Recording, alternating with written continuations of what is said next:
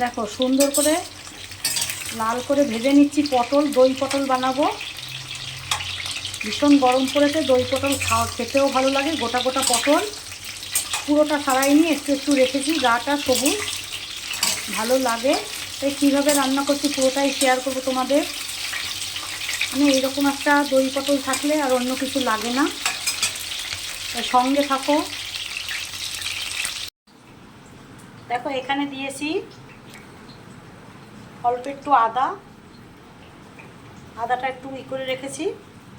দই পটলের জন্য একটু মশলা রেডি করে নেব। এখানে দিয়েছি 5-7টা কাঁচা লঙ্কা, অল্প হলুদ, অল্প জিরের গুঁড়ো, আর দেব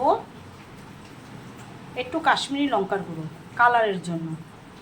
বেশি একটা দেব না, কালারের জন্য দিচ্ছি। আর দই তো লাগবেই, দইটা যখন দেব তখন দেখাবো তোমাদের।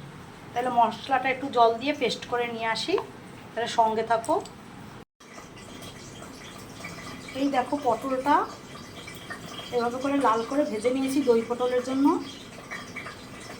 দেখো পটল ভাজা তেলের ভিতরে দিয়ে দিচ্ছি একটু সাদা জিরে,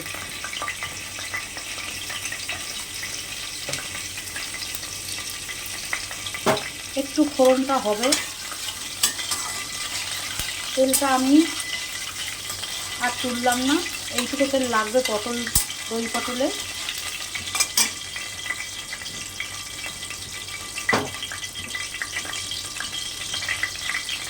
এবারে এই যে মশলাটা মিক্সিতে করে রেখেছি, এই মশলাটা দিয়ে দিচ্ছি। মশলাটায় কী দিয়েছি সেটা তো তোমাদের দেখালামই। এবার ভালো করে আমি এটা কষিয়ে নিচ্ছি। আমি সবসময় বলি যত সুন্দর কষানো তত সুন্দর খেতে। এই একটা পদ থাকলে, সুন্দর করে রান্না করা যদি যায়, তাহলে আর অন্য কিচ্ছু লাগে না, সবাই ভালোবাসবে এটা। আমি করছি, তোমাদের দেখাচ্ছি, কেমন লাগছে অবশ্য জানাবে। এবারে মশলাটা কষিয়ে আসছি, সঙ্গে থাকো।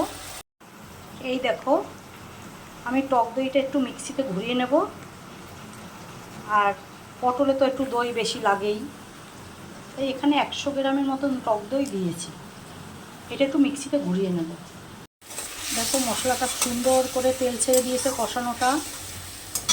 এবারে দিয়ে দেব যেটা ছাড়া এটা হয় না, সেটা হলো লবণ পরিমাণ মতন। এবারে আরও ভালো করে সুন্দর করে কষাবো। খুব সিম্পল, কিন্তু খেতে ভীষণ ভালো লাগে, আর গরমের সময় এটা খাওয়াও ভালো। তাই আমি তৈরি করছি, তোমাদের দেখাচ্ছি।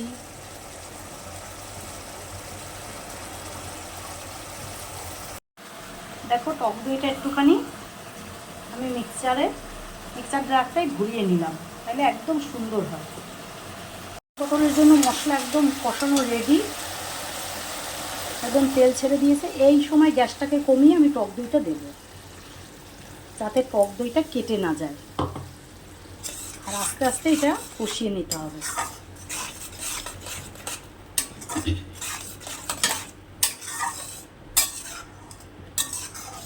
কষিয়ে নিয়ে আসছি।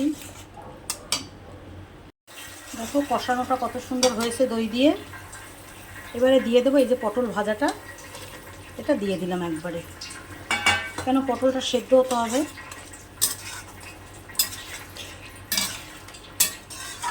মাখা মাখা হবে, ভাত রুটি পরোটা যার সঙ্গে খাবে। ভীষণ ভালো একটা রেসিপি, তোমরা ট্রাই করে দেখতে পারো। আশা করছি ভালো লাগবে তোমাদের। আমি তৈরি করছি তাই তোমাদের সঙ্গে শেয়ার করছি। তোমাদের যদি ভালো লাগে অবশ্য জানাবে। যেহেতু টক দই দিয়েছি, তাই দইটাকে ব্যালেন্স করার জন্য একটু চিনি দিয়ে দেবো। যাদের বারণ আছে তারা চিনি দেবে না। দেখো এবার এটা আস্তে আস্তে হোক, একটু সেদ্ধ হতে হবে, সেটুকু সময় আমাদের দিতে হবে। তো প্রায় হয়েই এসেছে। এবারে দিয়ে দিলাম একটু গরম মশলা, আমার ঘরে তৈরি করা গরম মশলা, আমি সবসময় বলি। দারচিনি আর এলাচ শুকনো খোলায় ভেজে গুঁড়ো করা, এটা দিয়ে দিলাম। আর একটু যেটা দেব সেটা হলো একটুখানি ঘি, ভীষণ ভালো লাগে এই দই পটলের ভিতরে ঘি দিলে, স্বাদটা দ্বিগুণ বেড়ে যায়। তাই এই দিলাম, অল্প করেই দিয়েছি। দেখতে পাচ্ছ কত সুন্দর হচ্ছে।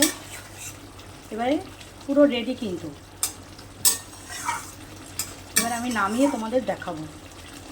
তাহলে সেটুকু সময় আমার সঙ্গে থাকো। ভালো লাগলে লাইক শেয়ার কিন্তু করবে অবশ্য করে, আর চ্যানেলটাকে সাবস্ক্রাইব করে দেবে। তাই নামিয়ে তোমাদের দেখাচ্ছি। দেখো আমার দই পটলটা কেমন হয়েছে অবশ্য করে জানাবে। আশা করছি ভালোই হয়েছে। আমি করি এভাবে করে, তাই তোমাদের সঙ্গে শেয়ার করলাম।